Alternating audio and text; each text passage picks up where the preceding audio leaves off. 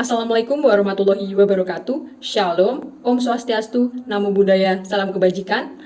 Di sini kami dari kelompok 5 akan menjelaskan tentang riset keuangan emiten perusahaan Unilever. Sebelumnya perkenalkan, saya Sernain Tanurazira dengan akhiran NIM 241 dengan anggota kelompok saya yaitu 1. Vika Nailul Amelia dengan akhiran NIM 283, Siti Faikotu Zahro dengan akhiran NIM 2124, Yesi Novita Putri dengan akhiran NIM 2134, Adinda Lorena Nasution dengan akhiran NIM 2157.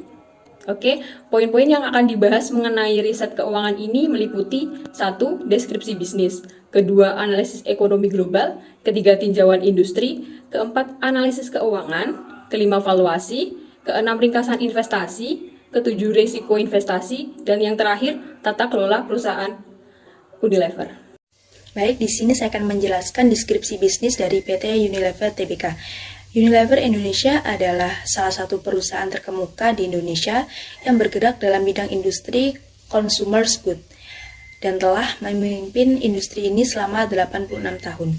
Tujuan utama bisnis kami adalah untuk memasyarakatkan kehidupan yang berkelanjutan atau kehidupan yang ramah lingkungan dan memberikan manfaat sosial.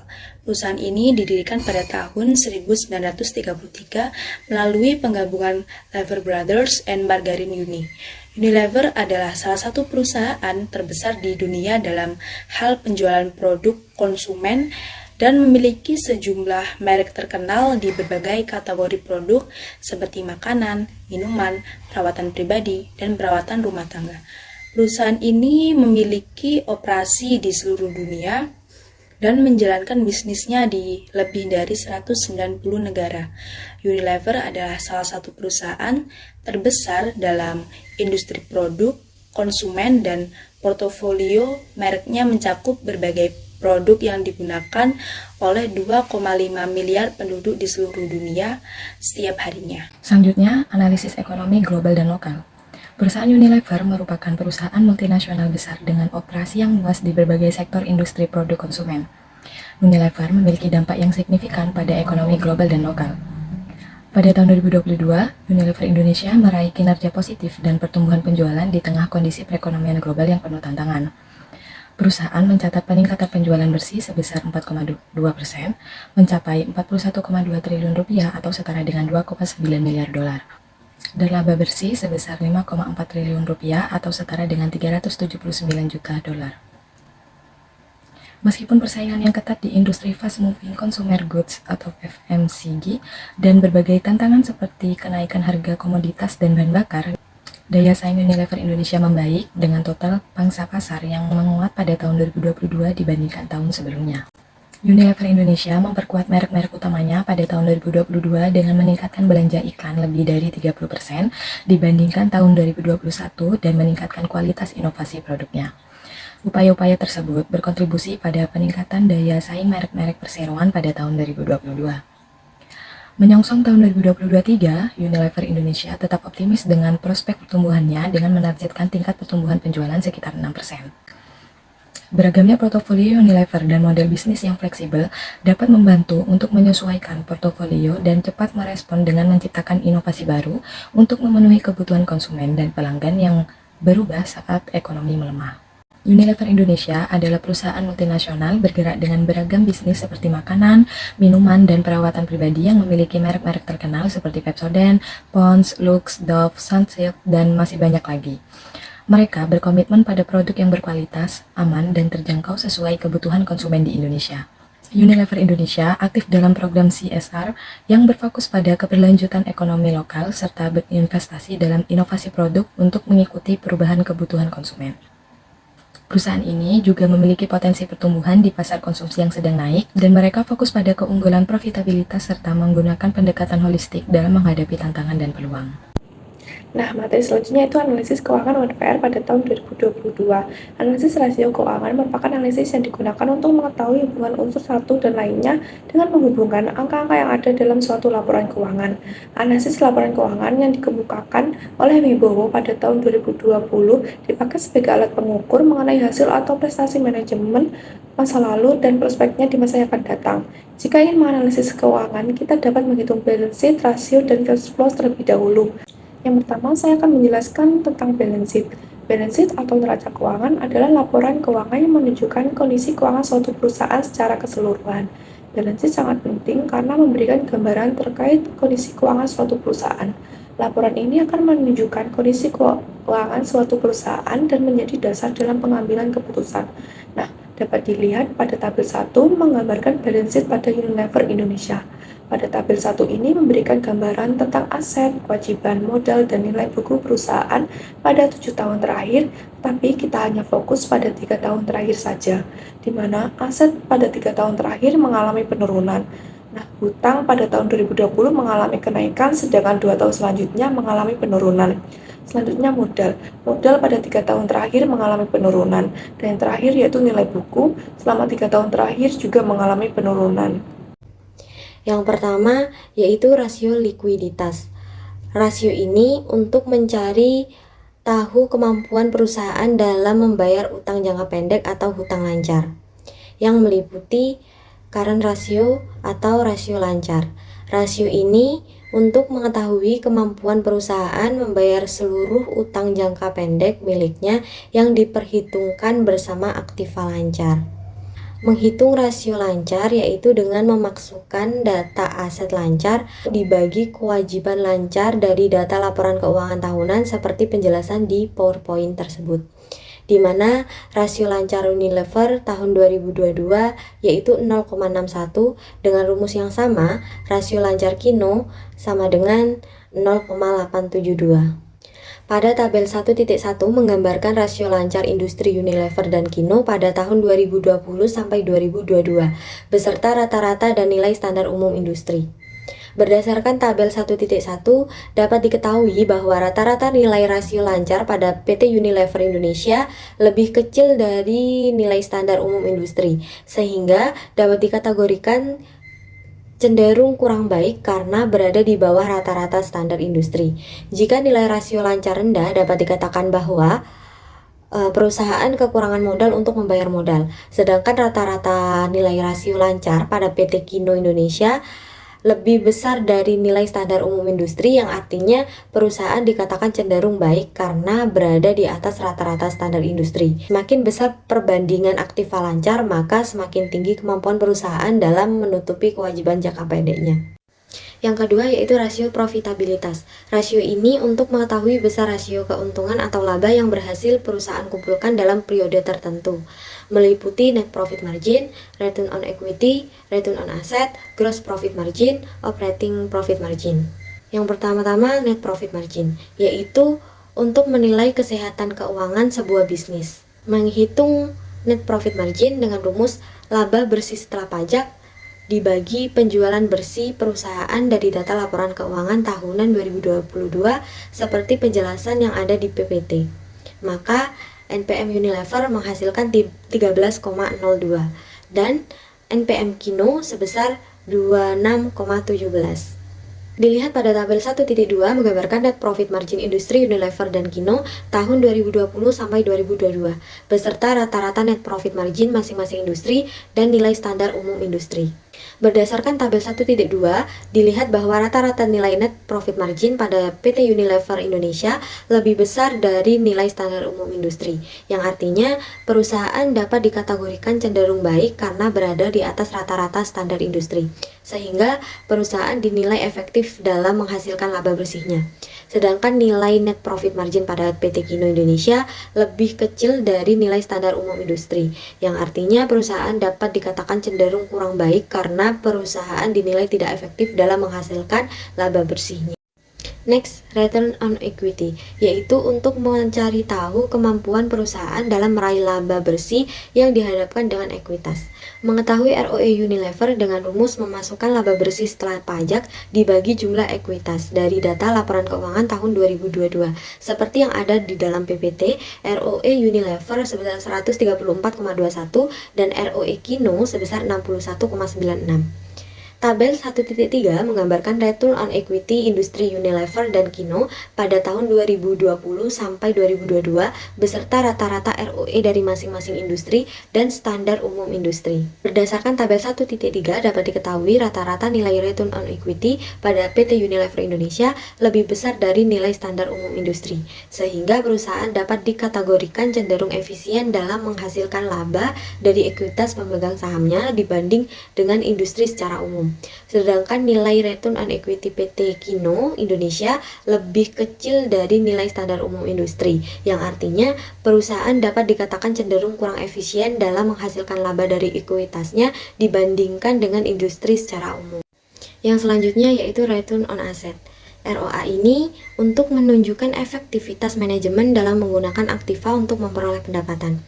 Untuk mengetahui ROA Unilever yaitu dengan memasukkan laba bersih dibagi total aset kali 100% pada data laporan keuangan tahunan 2022, di mana ROA Unilever yaitu 29,29 dan ROA Kino yaitu 20,32. Tabel 1.4 menggambarkan return on asset industri Unilever dan Kino pada tahun 2020 sampai 2022 beserta rata-rata return on asset masing-masing industri dan nilai standar umum industri. Berdasarkan tabel 1.4 dapat dilihat bahwa rata-rata nilai return on asset pada PT Unilever Indonesia lebih besar dari nilai standar umum industri, sehingga perusahaan dapat dikategorikan cenderung baik karena berada di atas rata-rata standar industri, yang artinya perusahaan dinilai mampu mengelola modalnya dengan baik sehingga dapat menghasilkan laba yang cukup tinggi. Sedangkan nilai return on asset pada PT Kino Indonesia lebih kecil dari nilai standar umum industri, yang artinya perusahaan dikatakan cenderung kurang baik karena perusahaan dinilai tidak efektif dalam mengelola aktivanya. Next, gross profit margin, yaitu untuk mengukur efisiensi perusahaan dalam mengelola biaya produksi atau biaya penjualan. Mengetahui GPM Unilever dengan memasukkan data laba kotor dibagi pendapatan kali 100%. Data tersebut didapatkan dalam laporan keuangan tahunan 2022, seperti pada PPT. GPM Unilever tahun 2022 menghasilkan 46,25 dan GPM Kino tahun 2022 menghasilkan 36,04. Berdasarkan tabel 1.5 dapat diketahui bahwa rata-rata gross profit margin pada PT Unilever Indonesia lebih besar dari nilai standar umum industri, yang artinya perusahaan dapat dikategorikan cenderung baik karena berada di atas rata-rata standar industri, sehingga perusahaan dinilai efektif dalam menjaga laba kotor dari penjualan mereka dibandingkan dengan industri secara umum. Sedangkan nilai gross profit margin pada PT Kino Indonesia lebih kecil dari nilai standar umum industri, yang artinya perusahaan dikatakan cenderung kurang efisien dalam menjaga laba kotornya dibanding dengan industri secara umum. Yang terakhir dalam rasio profitabilitas yaitu operating profit margin. OPM ini untuk mengukur besar kecilnya persentase laba operasional atas penjualan bersih dari sebuah perusahaan. Untuk mengukur OPM Unilever yaitu dengan memasukkan laba operasional dibagi hasil penjualan kali 100%, didapatkan pada data laporan keuangan tahun 2022. OPM Unilever sebesar 17,15 dan OPM Kino sebesar 21,07. Tabel 1.6 menggambarkan OPM industri Unilever dan Kino pada tahun 2020 sampai 2022 dengan rata-rata OPM masing-masing industri dan standar umum industri. Berdasarkan tabel 1.6 dapat dilihat bahwa rata-rata OPM pada PT Unilever Indonesia lebih besar dari nilai standar umum industri, yang artinya perusahaan dapat dikategorikan cenderung lebih efisien dalam menghasilkan laba operasional dari pendapatan mereka dibanding dengan industri secara umum. Sedangkan nilai OPM pada PT Kino Indonesia lebih kecil dari nilai standar umum industri, yang artinya perusahaan dikatakan cenderung kurang efisien dalam menghasilkan laba operasional dari pendapatan mereka dibandingkan dengan industri secara umum. Yang ketiga yaitu rasio solvabilitas. Rasio ini untuk mencari tahu apakah perusahaan punya kemampuan dalam membayar seluruh utang jangka pendek dan jangka panjang miliknya, meliputi debt to equity ratio, yaitu untuk memastikan perbandingan utang jangka panjang perusahaan pada total modal sendiri. Untuk mengetahui DER Unilever dengan memasukkan jumlah seluruh liabilitas dibagi ekuitas pemegang saham dari data LK tahunan 2022 seperti pada PPT, lalu dapat diketahui DER Unilever menghasilkan 3,58 dan DER Kino yaitu sebesar 2,05.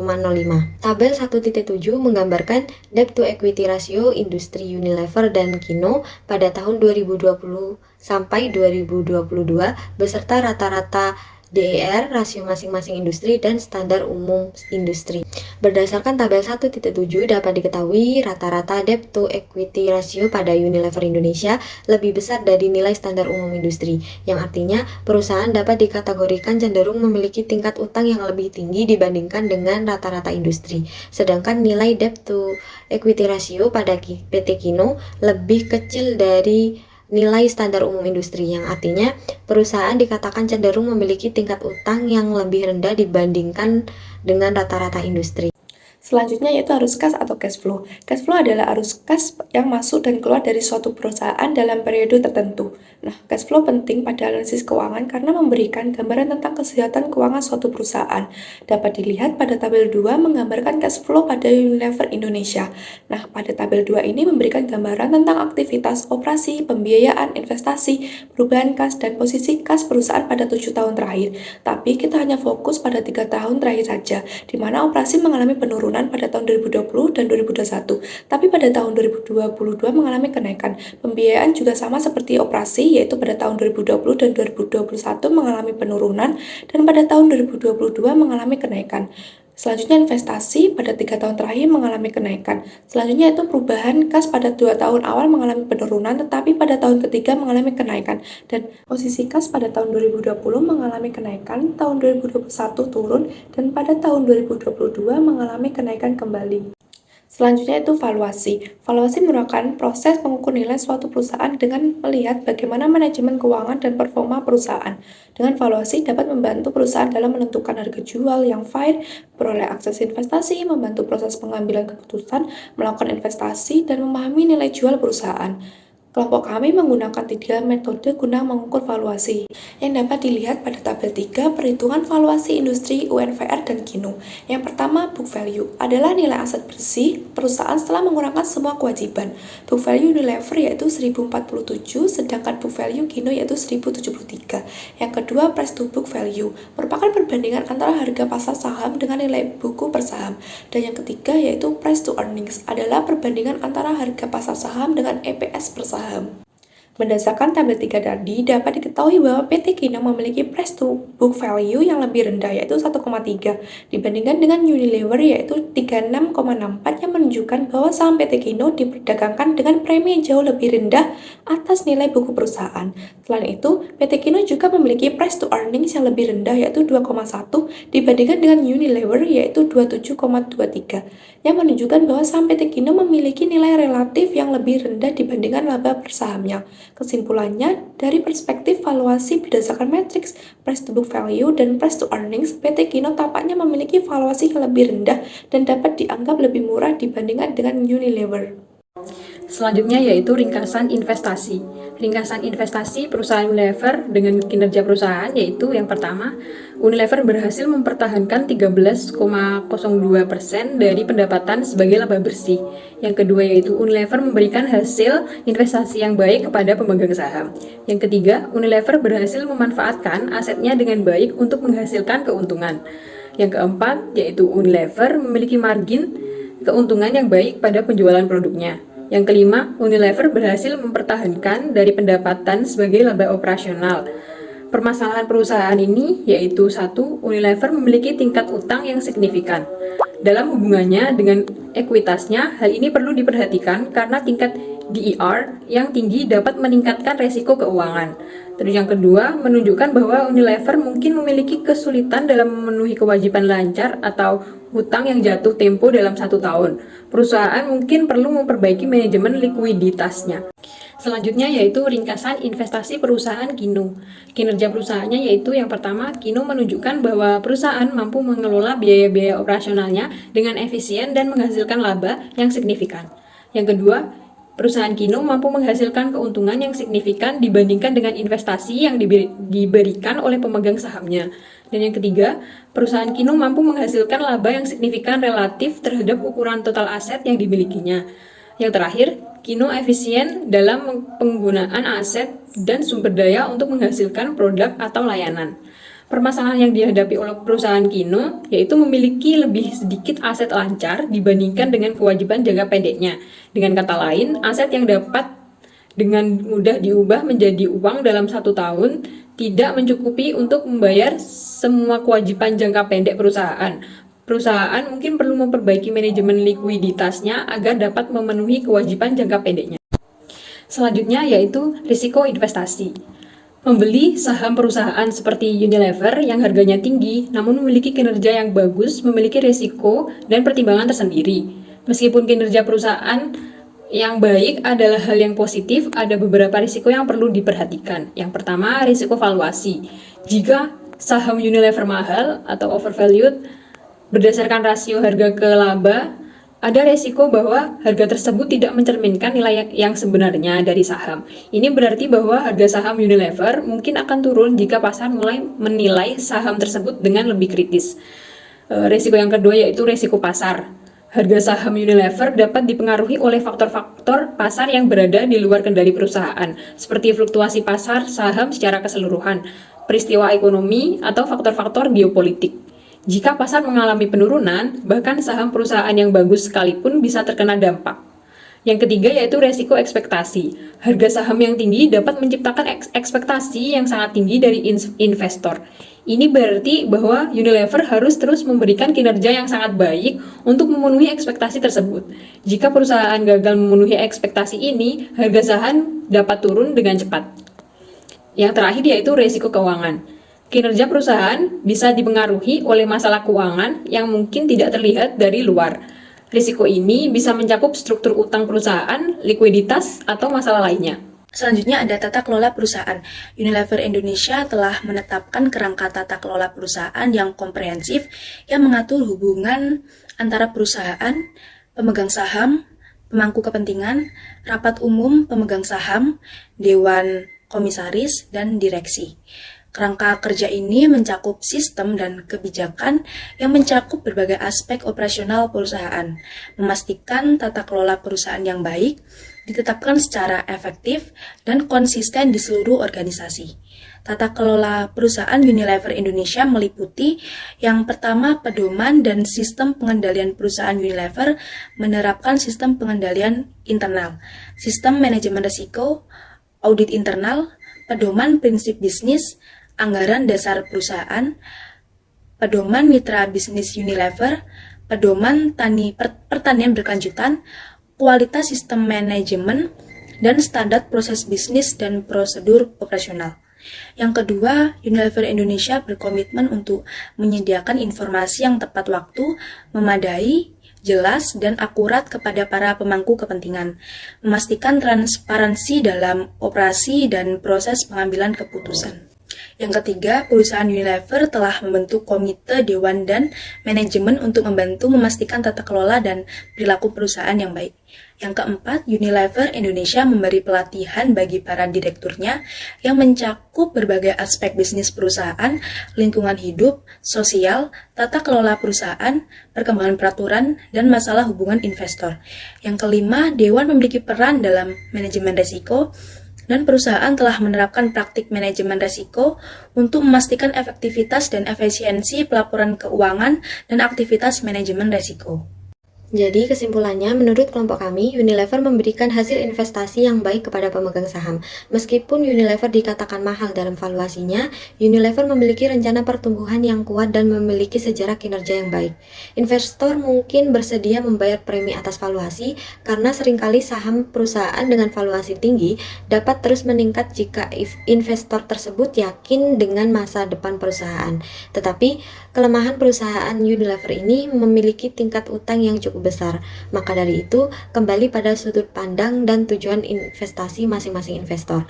Dan alangkah baiknya, investor melakukan penelitian lebih lanjut dan pertimbangan pribadi sebelum membuat keputusan investasi.